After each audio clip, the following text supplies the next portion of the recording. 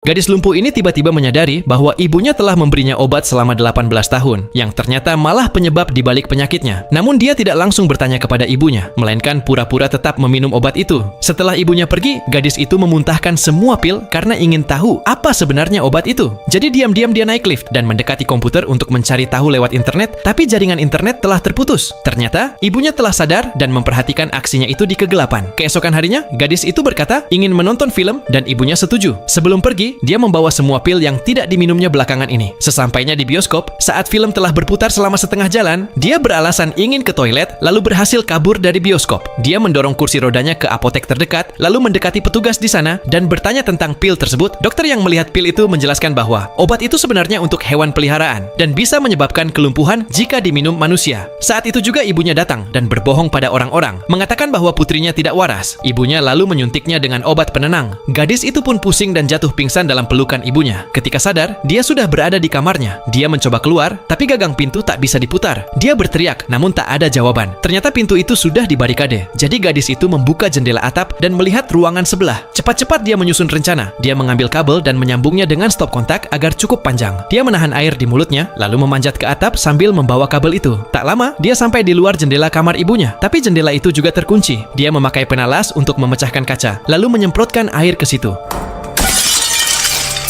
Gadis itu pun bersiap untuk kabur. Dia melemparkan kursi rodanya ke bawah, dan meski sakit, dia menjatuhkan diri menuruni tangga. Walau kesakitan, dia harus kabur sebelum ibunya pulang. Akhirnya gadis itu berhasil keluar rumah dan mencoba mencari pertolongan di jalan. Saat itu, sebuah mobil datang. Gadis itu akhirnya melihat harapan. Dia ke tengah jalan, mencoba menghentikan mobil dengan paksa dan meminta tolong pada pengemudi. Tapi saat dia merasa sudah selamat, ibunya muncul dan tiba-tiba menusukkan jarum suntik penenang ke leher si supir. Harapan gadis itu pun pupus lagi. Saat sadar, dia mendapati dirinya sudah terkunci di ruang bawah tanah lagi. Lalu, apa alasan ibunya berbuat hal kejam kepadanya selama ini?